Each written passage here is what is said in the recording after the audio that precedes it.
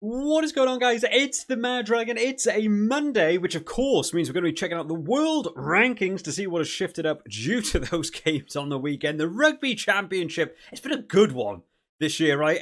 I have no idea where it's going every single week. It's so much fun to check out. And then we'll be moving on to our predictions. How well did we do?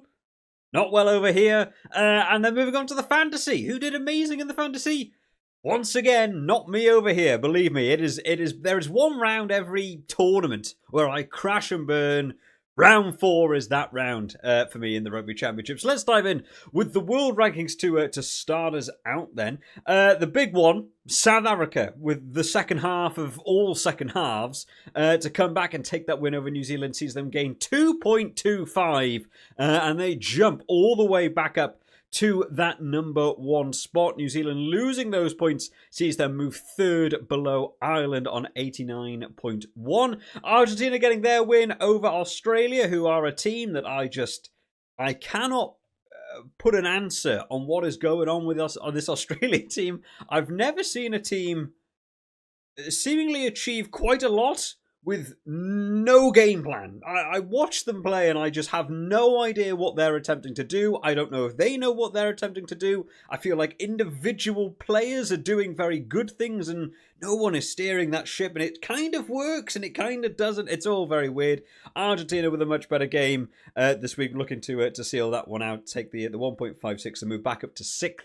And drop Australia down to 7th. Japan also got a win over Tonga on the weekend, so it means Tonga dropped down by 3 places. Japan still hold out in 13th. Samoa dropping down 1 after losing a game to the USA. Didn't know they lost that game, actually. So the USA, that's a good win for them, actually. Sees them climb that 1.82. No overtaking, but jumping the 3 up for the USA there. Anyone else in the rest of the world? Nothing else to talk about then. The big one, though, of course, that's South Africa win, man, against New Zealand. I honestly didn't see it coming. I didn't know New Zealand had such a terrible run of games playing in the, what was it, Wellington? But yeah, that was not a good second half, and South Africa played exactly how they needed to. Let's start out with this game then. Australia versus Argentina. I honestly thought exactly the same thing to happen as last week. I thought Argentina to get in the lead, Australia to come back in the second half, just about steal a win. I went for Australia by 6. Thinking Australia wins somewhere. I'll try and play the bonus point. No, Argentina eventually take that one by 2. As much as I don't think Australia's last try should have counted, where it was just a forward pass. And for just large chunks of that game in the first half, I was just watching Australia go, what are you boys doing? That's it. I think that's it. I just think that's the full sentence. What are you doing? I've never seen a team. Again, when we get around to the fantasy and stuff, I picked a couple more Australian players. I kept Corey Toole as a captain because I thought there's no way, after such a useless game in the first game versus Argentina, there's no way the coaches won't sit Corey Toole down and say, Corey, stop chasing those high balls. Stop getting involved with the aerial contest. Keep the ball in hand and run. That's what you're good at. There's no way you'll do the same thing 2 weeks in a row. That would be insane. Literally, the definition of insanity is doing the same thing over and over again, expecting a different outcome. Nope!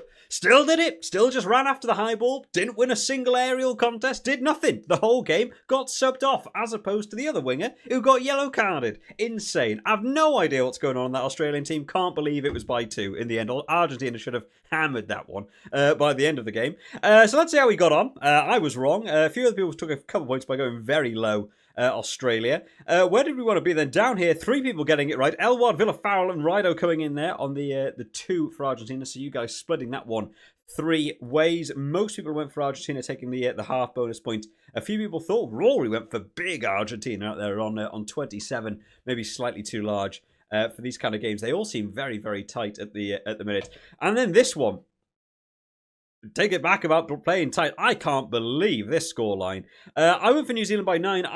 Honestly, for the game I saw last week, I saw the South Africa changes coming in this week, and I thought changing that back line, I don't know. It felt like too many changes to me, and a lot of people moving around. I feel like that could come back to bite them. I think New Zealand just got to play headstrong, take the 3 points, play the game that's in front of you, sort of deal. And going in at half time, New Zealand in the lead. they kind of gave up the try to Cheslin Colby with the intercept and ran all the way. And I thought, man, they could be 10-0 in the lead here after. I thought New Zealand were going to tick away. That second half, ooh, boy, was not expecting that. That is the step up I think we've wanted to see from South Africa for a long time. This year, especially, I've been kind of underwhelmed by South Africa. They've kind of just done enough to get through the games. Even against when they played like Italy in the summer, like they played well. You want them to stamp it down. You want to see them take that. And obviously that loss last week, they came back strong, and that's a very, very good win. I actually don't know if anyone... In fact, you can see on the percentage thing here where you've got the 63. All of the hits are over here, like low end, like low, or sort of just about 15 maximum. I don't know if anybody has gone for a massive South African one. We'll have a look at it, though. No, highest was Brian, who went for South Africa by 15, along with Fred.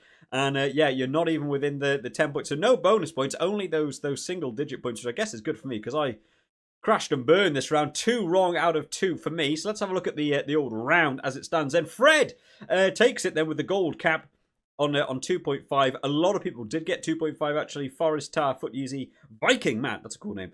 Etai, Rugby Crunch, and Tuandruji come in there on the 2.5. That TDM separating you guys out. We'll have a scroll down. Only 4 people getting in the 2s. There are 3 from that first game getting the 1.83. And then you'll scroll down, and all the way at the bottom you're going to have the losers like me somewhere. Still going. Oh, there I am. Right down there. Real bad. Terrible round for me. We don't need to spend too long looking at that, right? Yeah, terrible round for me. And I assume I've dropped a whole bunch of places. So how are we looking at the leaderboard then? Tuandruji still holding out in that number 1 spot. 12 point. That's a gap. That's a gap from second place there. That's going to be hard to come back in the last 2 weeks. Just got to keep getting those right picks. That's all you need now. David Wakefield in second place on 9.5. I've just seen Villa Farrell getting kind of screwed by the numbers here on a 9.49. That's rough. I don't think I've ever seen someone down by 0.01 before. If you get the exact same scores as Dave Wakefield, you're still probably going to lose Villa Farrell. You've got to do something miraculous there. That's incredible. Exequires climbs 9 places on 9.16 up into 4th. A tie.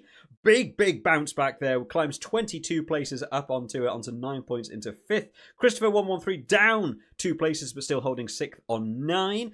Forest up 28 places on 8.5. Fred climbs 30, our gold cap winner, on 8.5 as well, up into 8th. Viking Matt climbs 28 places into 9th as well on the 8.5, and then Elward coming in with an honourable mention there to Rido as well, up 11 and 12 respectively onto the 8.16. Big climbers. It's getting to that stage now where if you just get them both right and other people get them both wrong, huge climbers and fallers.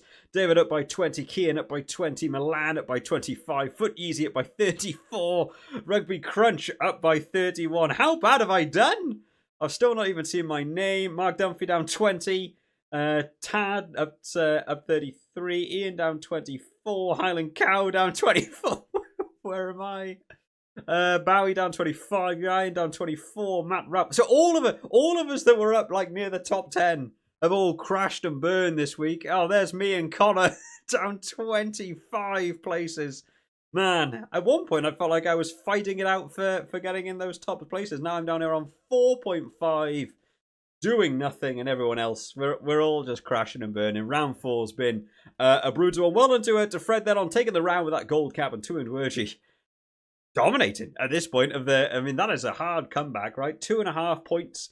You've got to start getting games completely wrong and hoping David Wakefield and Villa Farrell here, and I guess Exequires just about maybe you've got to start getting all of those games correct while getting that one wrong. That's our big call as we enter the final 2 rounds. On to the fantasy then, and as you can probably guess by going off my predictions, the fantasy did not go well for me. We'll go over our team of the week. I've just seen here, my points, I actually got 137. The pool average was 135.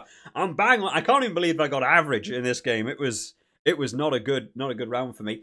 So take a look at the team of the week then. What was the best possible team you could have gone for? In the prop department then, Angus Bell coming in on 10.5, your best prop of the round. And Sclavi coming in there on 8.5. Had him on my bench. Real glad to have these players on my bench, not in my starting team. Julian Montoya comes in on 13 as the best hooker of the round, getting his charge down try, which feeds again into my what are Australia doing when you can't even kick off just a kick off like that and you get charged down. Insane. Your best lock department of the round, Tupo Vai coming in on 9.5 and RG Sneyman coming off for the bench early in that game and managing to get over for his own scores as well, so puts him on 11 points. Your best back rowers, Gonzalez got 11, who I think is also on my bench. Valentini on 13.5 and Quagga Smith coming on from the bench as well, 11.5. One thing I don't do a lot actually is looking at teams on the bench and whether those players could come on in the second half and actually score better than starting players might be something I need to look at. Your best scrum half of the round, Grant Williams, 9.5, on from the bench from South Africa. Your best kicker of the round, Santiago Carreras, your fly half position, 26 points. I put him in this week. I got bitten last week with not putting him in. I was like, there's no way I'm leaving him out. I think the exact same thing will happen. Huge points for fly half there. Your best centres of the round then, Joseph Suali and Ethan Hooker, who was actually playing out on the wing for South Africa, but on Super Bru he's down as a centre. So tactical decisions there. I did see a couple of people actually put him in. I didn't even realise he was down as a centre, and I couldn't make the changes anyway to put him in, but that's how it goes for me. And then that best back three, big points this week, and that is where the difference is this week compared to other weeks. Damien Valemsa coming in on 20.5, who ironically played centre but is down as a back three in Super Bru. Andrew Kellaway on 20, and Cheslin Colby, oh boy, 26.5 makes it 53 if you made him captain. And we'll take down the team of the week thing. And you can see, yeah, a couple of people here did get, who's that there? Kev got there with a big grey score. Ian got a big grey score there. Getting those back three right this week was huge. I can't wait to show you my team and talk about how depressing I found this fantasy. Let's talk about the best players then. Xander comes in on the best score of the round with 185.5. That's a good score. 200 is like very, very good. Like you've had an absolutely solid round there. So 185.5 still from a lot of low end scoring players in this round still as well is still good. Kev getting in there second place on 183.5. Foot Easy in third place on 177. Elward on 168 in fourth place. Matt 15 on 167. Joint with Dave for joint fifth. Ian comes in seventh place on 166.5. Exaquias joins at a 164 with Keith for joint 8th. And sealing out our top 10, Kian gets in there on a 160.5. We'll have a scroll down then so everyone can see their name. Yeah, this just didn't go my way at all again. I actually struggled trying to get the team together for one this week because South Africa made so many changes. And I was trying to think ahead for South Africa, Argentina. I was trying to build a couple of different changes in. I mean, to put this into perspective, for some of you who don't know, so we've got here, there's me on 137.5. If you don't know, Mrs. Dragon, my wife, also joins in with the fantasy. She forgot to do her team this round and got 5.5 points less than me. And I put thought into it. I put a lot of thought into it. Also, if you didn't think my yellow card streak was over, you were wrong. 2 more yellow cards for me. I'd love to know how many yellow cards I'm on. By the end of this one. Arman Score was fighting for that number 1 spot, right? And has got kind of low this week as well. David Wakefield also with it. Man, it's just one of these tournaments. If it goes wrong, it goes real wrong. And if it goes right for you, you are absolutely flying. Ocho, quickly, let me just talk you through my team so you can join me in the pain. So once again, yeah, like I said in the sort of the beginning bit, Corey Toole. Still doing nothing for Australia, so nothing there. Will Jordan for me not doing a great deal either. Max Jorgensen, another yellow card for me. Santiago Carrera, still the best fly half, but got another yellow card. Hotham, I did about 3 different changes to try and allow me to have a scrum half because I only had Garcia and everyone else is injured or my backups are gone and everyone's gone. Made about 3 changes to try and sort out my team and get Hotham onto the team. Injured instantly. Straight off the field. Great move by me. Can't do anything there. My back rowers kind of did okay. Yeah. Also, I don't have... I thought I had Sclavi. I had Vivas. Okay, I couldn't have done anything about that then. Yeah, I had Jesse Creel. I still didn't have. Malia got 17. That's pretty good. That would have been a big swing if I put Malia on. This Australian team, I'm just going to have to abandon for the next round. I just don't see them working for me at all. We'll have a quick look at Xander's team. That was the best team of the round. How did Xander get on? Wow, could have had even more. Made Will Jordan the captain. Was the worst back 3 you could have picked. That's just unfortunate for you. But obviously got the good picks in there with Mateo Carreras got 17.5. Colby, 26.5. Hooker, there you go, in at 15. Suali, 19. Best kicker. Reinach got 7. Jesper Wiese on 11. It's pretty good. Yeah, front 3 kind of let you down a little bit there, but still very, very good scores. If you picked Colby as captain. Man, that would have been some big points going your way. So again, I'm kind of expecting big swaps around here. And we are doing as Kev comes in, climbs 10 places up into first on 597 points. Xander, who took the round with that gold cap, climbs 12 up into second place on 594.5. Highland Cow remains in third place on 587. PR Azevedo drops down 2 onto 582.5, joint with Keith, who's climbed 4 up into that joint 4th place. Arvin Score, who's been holding that number 1 spot, drops down 5 places. It's still within competitive range, though, on 581.5. Wombat 999 drops down 2 places into 7th. Ian climbs 9 places up into 8th on 571. Matt 15 climbs 11 up into 9th, joint on points with Foot Yeezy, who's climbed 14 places up into 10th. Amazingly, I'm only 12th. I had a terrible round. I've dropped 6. I was 6th, so I've dropped 6. So I'm now outside that top 10. I'm only 3 points, 2 points, 3 points behind being able to get back into the top 10. I'm about 30 points off first place. That might be a lot to make up in the last 2 rounds. But, you know, get those back 3 correct could come in for me. We'll have a bit of a scroll down. Just a few more big jumpers at Elward up at 11. Johnny's down 10. Warlord down 10. Scottish Squid down 10. Exaquias up 13. Yeah, if you got it right, you got it right. If you got it wrong, you got it wrong. I can't remember who it was as well. Someone also had Max Jorgensen as their captain. I saw that in the but I was just sort of flicking through people's teams. Again, getting those captains and you get the minus points. It gets doubled. So somebody got like -7 for Max Jorgensen, and that is brutal.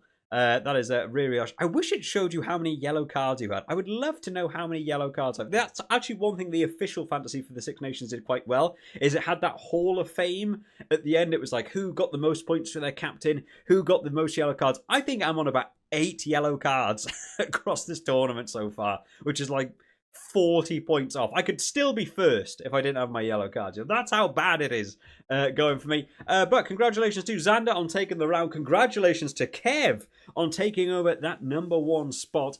We've got the bye week coming up next week, so no more Rugby Championship. Give yourselves a break. Let yourselves reset as we get on for round 5. I'll try and come up with some other fun from rugby content to come out on the channel in order to build up to that round 5, and hopefully I can do something. Get something correct along the way. That would be very useful for me in the last 2 rounds. Let me know where you got up to. Drop it down in the comment section. Who was your best fantasy pick of the round? Who was the best call? Who was the worst call? I always enjoy hearing what other people did as a terrible decision. Makes me feel slightly better about myself. I'll see you all next time, guys. Bye-bye.